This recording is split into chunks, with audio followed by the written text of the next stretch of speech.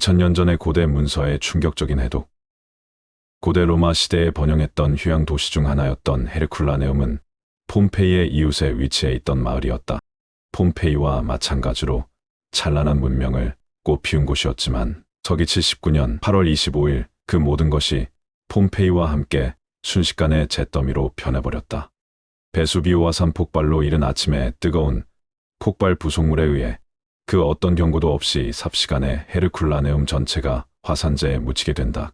그날 그렇게 찬란했던 휴양 도시인 헤르쿨라네움은 역사 속으로 흔적도 없이 사라졌다. 폼페이도 그랬겠지만 헤르쿨라네움 역시 고작 4분이란 짧은 시간으로 역사에서 사라지게 되었을 것이란 것이 역사가들의 한결같은 주장이다. 그렇게 역사 속에 꽁꽁 숨겨져 있던 헤르쿨라네움은 2000년이 지난 1711년 어느 날 우연히 발견되며 다시 등장한다. 헤르쿨라네움의 유적은 탐사 초기는 극장 지역에서 이루어졌는데 초기 발견된 것 중에는 실물 크기보다 큰 루이우슴 마마우슴 막시무스의 청동상이었다.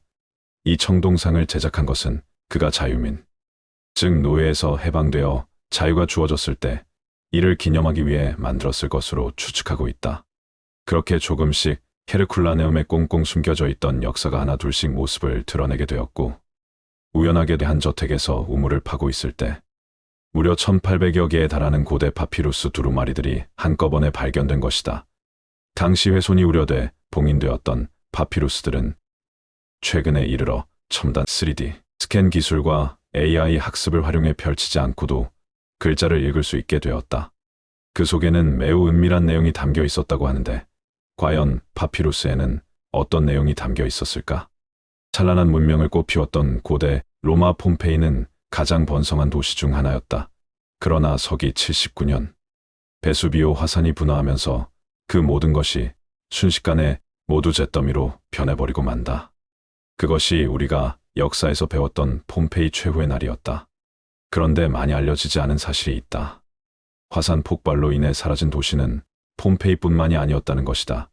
베수비오 화산이 위치한 곳은 이탈리아 남부 나폴리만이다.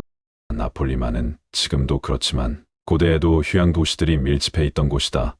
폼페이가 가장 유명한 휴양 도시였기에 다들 폼페이만 기억할 테지만 헤르쿨라네움 역시 폼페이와 견줄 만한 휴양 도시 중 하나였던 것이다. 그러나 그 중에서도 안타깝게도 화산에 가장 가까웠던 도시였던 헤르쿨라네움은 히로시마 원자폭탄 그 위력의 화산 폭발이 헤르클라네움에 당도하기까지는 4분도 채 걸리지 않았을 것으로 여겨져 말 그대로 쑥대밭이 되었다고 한다.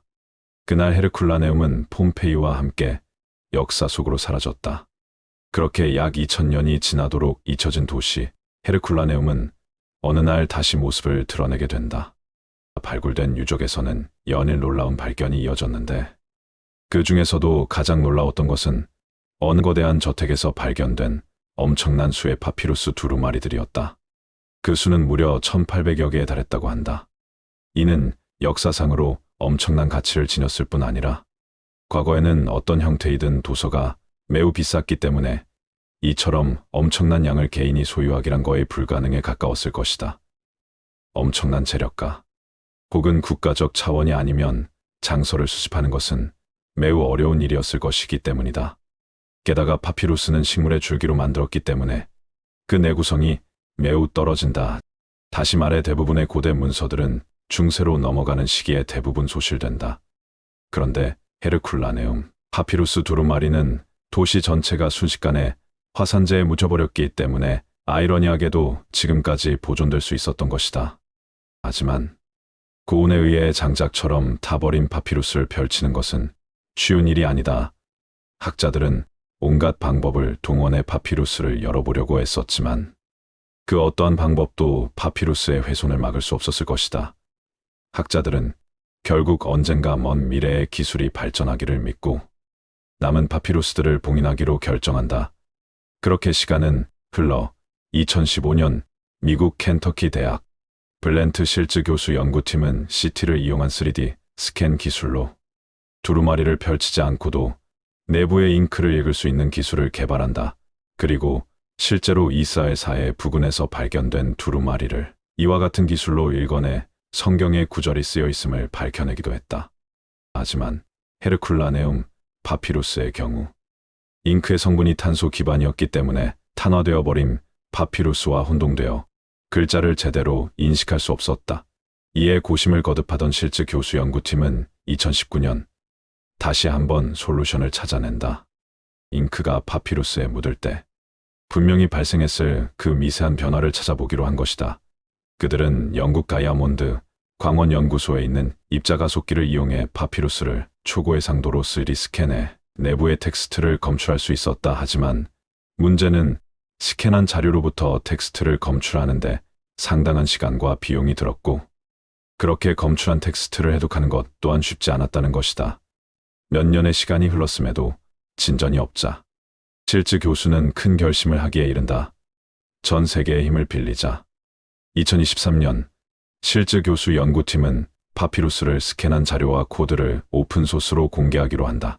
그리고 파피루스에서 텍스트를 검출하거나 그 내용을 해독하는 사람 중 우수작을 선정해 상금을 수여하는 베수비오 챌린지를 개최한다. 실리콘밸리 IT 기업들의 후원으로 시작된 이 챌린지는 총 상금 100만 달러에 달했다. 챌린지가 시작한 지 반년이 지난 2023년 10월 드디어 파피루스를 처음으로 해독한 팀이 등장한다. 그 주인공은 루크 페리터, 보라색을 의미하는 고대 그리스어 포르피라스라는 글자를 해독해낸다. 고대 시대의 왕, 황제 등 부와 권력을 의미하는 색이다. 무엇이든 처음이 어렵지. 이유는 쉽다고 하지 않는가? 루크 페리터는 자신의 코드를 공개했고 파피루스 해독은 점점 가속이 붙기 시작한다. 그렇게 점차 해독된 파피루스에는 예상보다 더 은밀하고 본격적인 내용이 담겨 있었다. 바로 쾌락주의라 불리는 에피쿠로스 학파에 관한 내용이었던 것이다. 쾌락주의란 사람이 행복하기 위해서는 무엇이 필요한가에 대한 대답으로 쾌락을 제시하는 철학인데 쾌락만이 인생의 목적이며 최고의 선이다라고 주장한다. 일반적으로 쾌락주의라고 하면 감각적, 육체적 쾌락이 먼저 떠오르지만 에피쿠로스 학파의 쾌락주의는 보다 정신적, 근원적 쾌락을 추구했다고 한다. 쉽게 말하자면 어떻게 살아야 삶을 즐길 수 있을까에 대한 고민인 것이다. 그도 그럴 것이 이 파피루스들이 무더기로 발견된 곳이 로마의 군인이자 정치가였던 율리우스 카이사르의 장인이자 당시 에피쿠로스 학파의 후원자였던 루키우스 칼푸니우스 피소의 별장으로 추정되었기 때문이다. 여담으로 에피쿠로스 학파의 쾌락주의는 절제와 신에 대한 믿음을 강조하는 초기 기독교의 가치와 충돌하며 이단적인 사상이라 비난의 대상이 되기도 했다. 지금도 베수비오 챌린지는 계속되고 있다. 그들의 올해 목표는 지금까지 스캔한 4건의 파피루스를 90% 이상 해독하는 것이라 밝혔다. 이처럼 과학기술은 우리의 미래뿐만 아니라 과거마저 환하고 명확하게 밝혀주고 있다. 우리는 곧 2000년 전 찬란했던 로마의 씨앗이 피워낼 찬란한 꽃을 감상할 수 있을 것이다. 이 파피루스의 발견 이후에도 끊임없는 발굴 작업 결과 1982년 있었던 발굴에서는 배 창고가 있던 해안거리 옆에서 폭발이 일어나는 동안 피난처로 사용했던 곳을 찾았는데 그곳에서 희생자들의 유골이 발견되었다. 화산 부속물이 도시를 덮쳤을 때 사람들이 얼마나 숨이 막혀 있는지를 알 수 있었다. 분진의 증거가 부러진 뼈에서도 발견되었기 때문이다. 시신들의 연구는 개인들의 생활 방식과 연령에 대한 중요한 정보를 알려주었고 이 발견을 통해 헤르쿨라네움 주민들이 거의 죽지 않았을 것이라는 초기의 이론을 의심하게 되었다. 즉, 모든 사람들이 죽었을 것이라는 새로운 이론이 제시되었다. 계속된 발굴을 통해 공공광장, 지역의 변두리와 함께 주요 목욕시설 중 하나의 유적을 발견했다. 개인 주거지 중에 파피루스 저택이 있었다. 지역사회의 지식인이었던 루시우스 칼푸르니우스 피소카이소니우스가 만든 도서관에서 1000개가 넘는 탄화된 파피루스 두루마리가 발견되었던 헤르쿨라네움에 미처 발견되지 못한 찬란했던 역사는 언제쯤 모두 밝은 햇살을 받으며 세상 밖으로 나오게 될지 사뭇 궁금해진다.